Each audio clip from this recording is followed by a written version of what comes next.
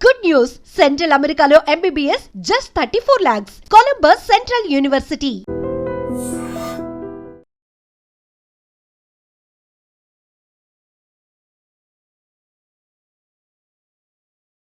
అందరికీ నమస్తే, welcome to I dream. Illegal రిలేషన్షిప్లో మెయిన్గా చేసే 3 తప్పులు ఏంటి? ఇది చాలామంది గుర్తుపట్టడం అనేది కూడా చాలా కష్టంగా ఉంటుంది. అండ్ అలాంటి రిలేషన్షిప్లో ఉన్నారని తెలుసుకోవడానికి ఈ వీడియో అనేది కూడా చాలా చక్కగా ఉపయోగపడుతుంది. దీని గురించి వివరించడానికి మోటివేషనల్ స్పీకర్ అలాగే సైకాలజిస్ట్ నళిని గారు ఉన్నారు. మరి మేడంతో మాట్లాడదాం. Hi ma'am. హాయ్ అండి. అక్రమ సంబంధాలు పెట్టుకునే వాళ్ళు మెయిన్గా చేసే 3 మిస్టేక్స్ ఏంటి మ్యామ్? మంచి క్వశ్చను. ఇప్పుడు ఏంటంటే అంతకుముందు ఇల్లీగల్ అని కూడా వాడేసేవాళ్ళం, ఇప్పుడు ఇల్లీగల్ అని కూడా వాడడానికి లేకుండా అయిపోయింది. చాలా అవకాశాలు ఇచ్చేసింది కోర్టు కూడా. సో ఎక్స్ట్రా మ్యారిటల్ అఫైర్ మీరు అన్నట్టు వివాహేతర సంబంధం, అది క్రమమో అక్రమమో కూడా చెప్పలేం ఇప్పుడున్న పరిస్థితులు. అంతకుముందు అక్రమం సక్రమం అనగలిగే వాళ్ళం, ఇప్పుడు అది కూడా అనటానికి లేదు. సో వివాహేతర సంబంధం అని అనుకోవాలి అంతే. వివాహేతర సంబంధం అని అనుకున్నప్పుడు చేసే 3 తప్పులు, ఆడపిల్ల అయినా అందులో ఉన్న భార్య అయినా సరే భర్త అయినా సరే, ఫస్ట్ వాళ్ళు చేస్తున్న మొదటి తప్పు ఏంటంటే పొటెన్షియల్ రిస్క్ ఏంటో క్యాలిక్యులేట్ చేసుకోకపోవడం. ఎందుకంటే అండి, ఒక పరిచయం, ఒక వ్యక్తి వాళ్ళు పరిచయం అయ్యారని అనుకుందాం.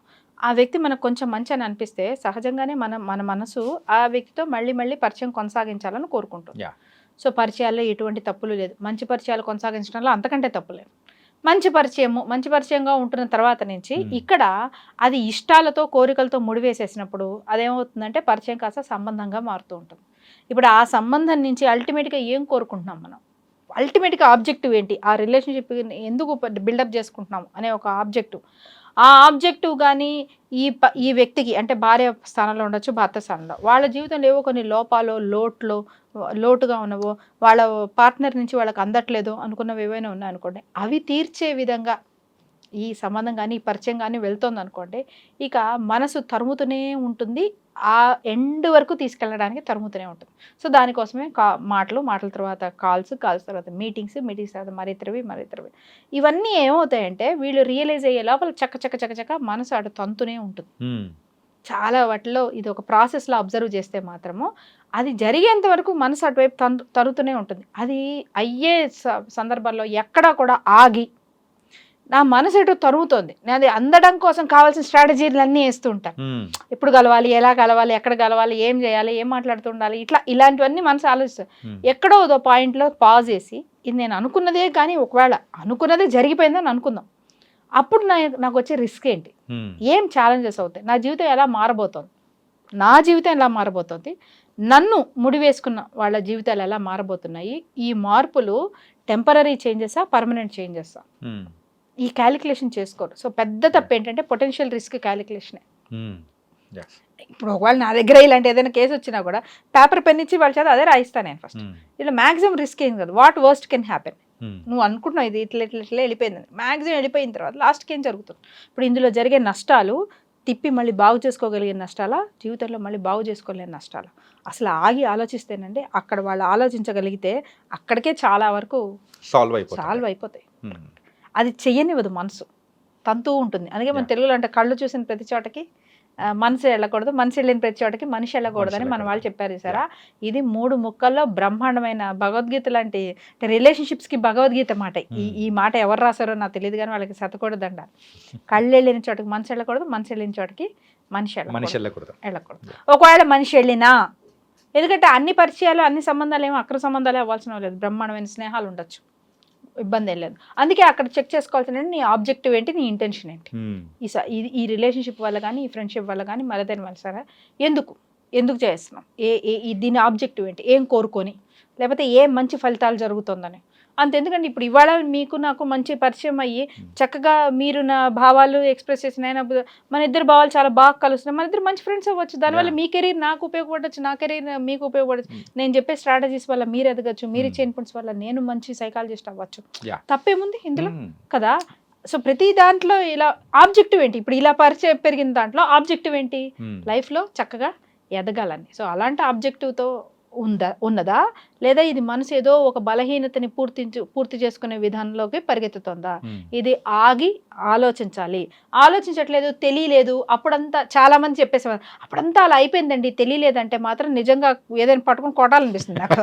ఎందుకంటే కొట్టకూడదు కానీ సంగతి చెప్తున్నాను. ఎందుకు తెలియదండి? 25 ఏళ్ళు 25 ఏళ్ళు 26 సంవత్సరాలు వచ్చిన తర్వాత అడల్ట్ బ్రెయిన్ అనేది వస్తుంది నీకు.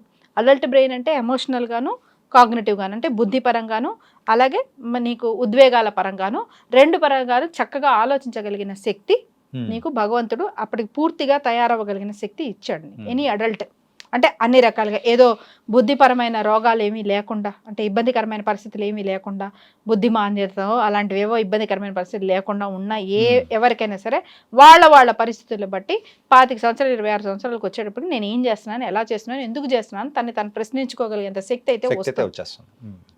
అది వచ్చిన తర్వాత కూడా అప్పుడేదో అలా అయిపోయిందంటే మాత్రం అది బాధ్యత తీసుకోకపోవడమే. నీ జీవితాన్ని నువ్వు బాధ్యత తీసుకోవాలి. నీకు తెలియాలి, ఆగి ఆలోచించాలి. అది మొట్టమొదట ఆగి ఆలోచించి అందులో ఉన్న రిస్క్ ఏంటి అనేది క్యాలిక్యులేట్ చేయకపోవడం పెద్ద తప్పు. రెండవది, వివాహం అన్న సంబంధంలోకి వచ్చేసిన తర్వాత ఇప్పుడు అది నీ ఒక్క జీవితమే కాదు.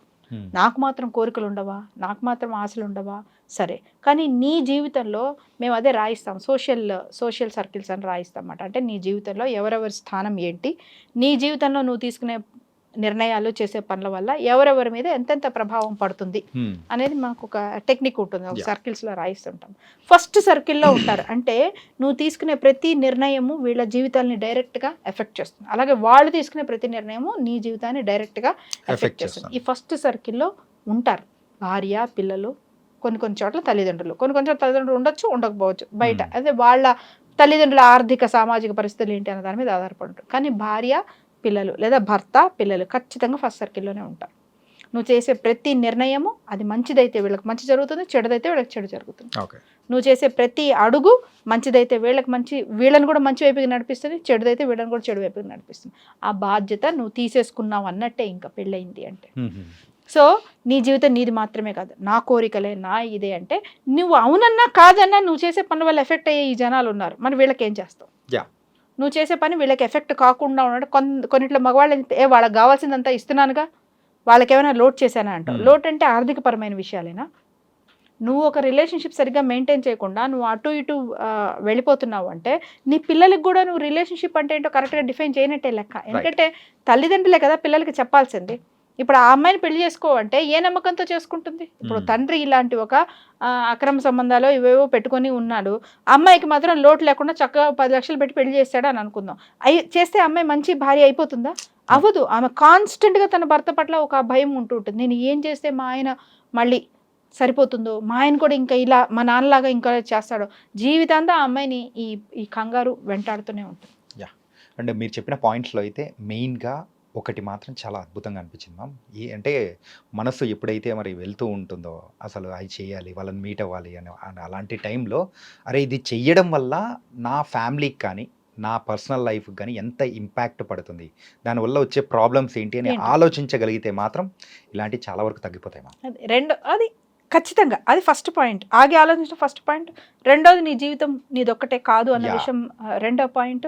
మూడోది వచ్చేటప్పటికి చేస్తున్న వాటిలో పెద్ద తప్పులు ఏంటి అంటే ఎప్పుడైనా సరే there is always a chance to stop it and work on your own relationship.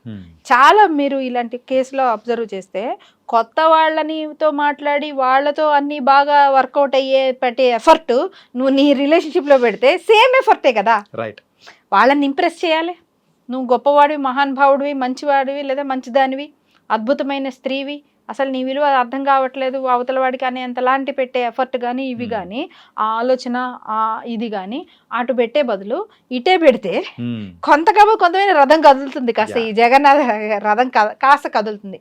లేదు, ఎవరు కూడా పర్ఫెక్ట్ పర్సన్ కాదు, ఎవరు కూడా పర్ఫెక్ట్ పార్ట్నర్ కాదు. అసలు తల్లిదండ్రులు పేరెంట్స్ కూడా, ఏ పేరెంట్ పర్ఫెక్ట్ పేరెంట్? ఏ అమ్మ, మనం ఊరికే అంటాం అమ్మా నాన్నలకు మించిన వాళ్ళు ఎవరు లేరంట, కానీ మనం కూడా తెలియని దాంట్లో చాలానే మన తల్లిదండ్రుల్లో చాలా తప్పులే చెప్తాం. అలా నువ్వు తల్లిదండ్రులుగా చెప్తే నీ పిల్లలు కూడా 100 తప్పులు చెప్తారు నువ్వు చేసిందే. ఇక్కడ ఎవ్వరం పర్ఫెక్ట్ కాదు అక్కడ. సో హస్బెండ్ పరంగా కూడా పర్ఫెక్ట్నెస్ ఏమీ చాలా ఉండదు, వైఫ్ పరంగా కూడా చాలా పర్ఫెక్ట్నెస్ ఉండదు. కానీ ఉన్న వాటిని కొంచెం బెటర్గా ఏ విషయాల్లో ఎంతవరకు బెటర్ చేసుకోగలరు. నాకు వాల్యూ ఇవ్వట్లేదు, నన్ను గుర్తించట్లేదు. గుర్తింపు అనేది అదే గుర్తింప, నువ్వు ఇదే లోటుని మరో రకంగా ఏమైనా నింపుకోగలుగుతావా? ఓకే, కొంతమంది ఉంటారండి, నేను చూశాను, నేను చాలామంది ఆడవాళ్ళతో పనిచేసినప్పుడు ఇంట్లో వాళ్ళని ఒక్క విషయం అడగరు, ఒక విలువ ఉండదు. అసలు వండిందా, పెట్టిందా, భోజనం పెట్టిందా అంతవరకే చూస్తారు తప్ప అసలు ఆ వ్యక్తికి ఎలాంటి తెలివి ఉంది, ఆ వ్యక్తికి ఎంత కెపాసిటీ ఉంది, ఇంట్లో వాళ్ళు గమనించడం కానీ ఓ మంచి మాట చెప్పడం కానీ ఉండరు. కానీ అలాంటి ఆడవాళ్ళు మా ఎన్జిఓ వాటిల్లో వాళ్ళు స్పీకింగ్ స్కిల్స్ అవి నేర్చుకొని చక్కగా గవర్నమెంట్ స్కూల్స్కి వాటికి వెళ్ళి ఆడపిల్లలకి వాళ్ళకి మంచి విషయాలు, ఆడపిల్లలకి సంబంధించిన విషయాలు, అమ్మాయిలు అబ్బాయిలకు కలిపి జీవితంలో గోల్ సెట్టింగ్ కానీ, మంచిగా చదువుకుంటే జీవితం ఎలా బాగుపరచని కానీ ఎంత బ్రహ్మాండంగా మాట్లాడతారు. వాళ్ళ దగ్గరికి చాలా మంది వచ్చి భలే విషయాలు, మంచి విషయాలు చెప్పారండి అని అంటే హ్యాపీగా వాళ్ళకి ఆనందం ఉప్పొంగుతుంది, వాళ్ళ వల్ల ఇంకో 100 మందికి మంచి జరుగుతూ ఉంటుంది. అంటే ఏంటి, ఇక్కడ వీళ్ళకి కూడా కావాల్సింది గుర్తింపే, వాళ్ళ మాటకి ఒక విలువ కావాలి. కాబట్టి వాళ్ళు ఈ విలువ ఇవ్వని వాడిని పట్టుకొని ఊరికే ఎగబడుతూ చేసిన దానికంటే, అలాని వాడితో వీడితో పరిచయం పెట్టుకొని చాటింగ్లలో పిచ్చి మాటలు మాట్లాడిన దానికంటే, ఆ మాట్లాడాలి, వాళ్ళ మాటకి బుద్ధికి ఉన్న శక్తి నిజంగా విలువైనది అని ప్రూవ్ చేసుకోవడం కోసం వాళ్ళు ఇలాంటి ఒక మార్గాన్ని వెతుక్కున్నారు. ఇది ఎవరికి నష్టం లేని మార్గం. వీళ్ళకి కావాల్సిన ఈగో సాటిస్ఫాక్షన్, వీళ్ళకి కావాల్సిన గుర్తింపు కానివ్వండి, వీళ్ళు చేయాలనుకుంటున్న మంచి కానివ్వండి, ఒక రకంగా కాకపోతే ఇంకో రకంగా వస్తుంది. ఎప్పుడో నేను ఎవరో ప్రవచనంలో విన్నాను, ఇప్పుడు మీరు బ్యాంకుకి వెళ్ళి ఇవాళ ఒక 10,000 వేశారనుకోండి, ఒక 100 రూపాయల నోట్లతో కలిపిన ఇవాళ 10,000 వేశారనుకోండి, రేపు పొద్దున్న మీరు ఎక్కడో 500 డ్రా చేసుకోవాలంటే మీరు వేసిన నోటే రాదు, అక్కడ రాదు, కరెక్ట్, ఇంకో నోట్ వస్తుంది. కానీ మీ ఉద్దేశం ఏంటి, ఇక్కడ మీరు డిపాజిట్ చేసుకోవాలి, మీకు అవసరమైనప్పుడల్లా తీసుకోవాలని. సో ఇలాగా మన ఇంటెన్షన్ ఏంటి అంటే మనకు క్లారిటీ ఉంటే, ఒక యాక్ట్ ఇలా జరగకపోయినా ఇదే ఇందులో మనం ఏం అవుట్పుట్ కోరుకుంటున్నామో ఇదే మరొక మంచి మార్గం, దానికి మనం వెతుక్కోగలిగిన అవకాశం ఉంటుంది. చెడు మార్గము వెతుక్కోవచ్చు, మంచి మార్గము వెతుక్కోవచ్చు. నేను ప్రేమ అందించుకునే వాళ్ళు లేరు అన్నాను అనుకుందాం, ఎన్నో వృద్ధాశ్రమాలు ఉన్నాయండి, ఎన్నో ఆర్ఫనేజ్ హోమ్స్ ఉన్నాయి, ఎన్నో హాస్టల్లో, మనకి గవర్నమెంట్ హాస్టల్స్లో, సోషల్ హాస్టల్స్లో వాటిల్లో ఉన్న వాళ్ళు ఉంటారు. వాళ్ళు మంచిగా ఒక మాట కూర్చోబెట్టి మాట్లాడేవాళ్ళు, వాళ్ళని ఆప్యాయంగా మాట్లాడే వాళ్ళ కోసం వాళ్ళు అల్లాడిపోతూ ఉంటారు. నీకు నిజంగా నువ్వు వెళ్ళి బాగున్నావా, నువ్వు ఏదో వరుస పెట్టి మాట్లాడి వాళ్ళతో నువ్వు చేసి రెగ్యులర్గా కలుస్తూ ఉండు, ప్రాణం పెట్టేంత ఆప్యాయత వాళ్ళకి. ఆప్యాయత కూడా ఇప్పుడు ఇందులో ఒక మంచి డైరెక్షన్ అనేది ఉంది. సో నువ్వు ఆప్యాయతని ఇలానే వాడుకుంటావా, మరో రకంగా వాడుకుంటావా, అందుకే క్లారిటీ ఉండాలి థాట్. నువ్వు దేనికోసం పరిగెత్తుతావు, నీకు ప్రేమే కావాలా, ఆ ప్రేమ ఇలాంటి ప్రేమ కావాలా, ఈ ప్రేమకి ఏదైనా చక్కగా ఆమోదయోగ్యమైన అందమైన మార్గాలు, మంచి మార్గాలు ఏమైనా ఉన్నాయి, నీకు కావాల్సింది ప్రేమే. అక్కడ నీ ప్రేమను గుర్తించగలగటే, నీ ప్రేమకు విలువ ఇచ్చే వాళ్ళే కావాలి. సో ఆ విలువ అనేది ఇదే మార్గమా, ఇంకేదైనా వేరే మార్గాలు ఉన్నాయా, నీకు కావాల్సింది అలాగా నిన్ను గుర్తించడమే అని అనుకుందాం, ఇదే మార్గం ఉందా, ఇంకా వేరే ఏదే మార్గాలు ఉన్నాయా, ఒక్కసారి ఇలా ఆలోచించగలిగితే మాత్రం అక్కడ కూడా నేను ఓడిపోయిన దాంట్లో ఇంతే నా జీవితం అని బాధపడుతూ కుళ్ళుతూ అడ్జస్ట్ అయిపోయి ఉండడం అని చెప్పట్లా. మీకు కావాల్సింది మీరు పొందండి, కానీ దాన్ని మంచి మార్గాలలో, ఆమోదయోగ్యకరమైన మార్గాల్లో కూడా చేసుకోవచ్చు. మనిషికి ఆ శక్తి ఉంది, ఆ బుద్ధి బలం ఉంది, మనిషి నిజంగా క్రియేటివ్ పర్సన్. మీరు అవకాశం ఇచ్చే టైం ఇవ్వాలే కానీ, ఎవరికి మీ జీవితానికి మీరు టైం ఇవ్వాలే కానీ ఇవన్నీ కుదురుతాయి. It was a nice ma'am. మెయిన్గా ఏంటంటే వాళ్ళు చేసే తప్పులు కానీ అండ్ వాటి నుంచి బయటికి వచ్చి మనము ఒక పర్ఫెక్ట్ పర్సన్లా ఉండాలి, ఎలా ఉండాలి అనే దాని గురించి కూడా చాలా చక్కగా చెప్పారు. So thank you so much. Thank you.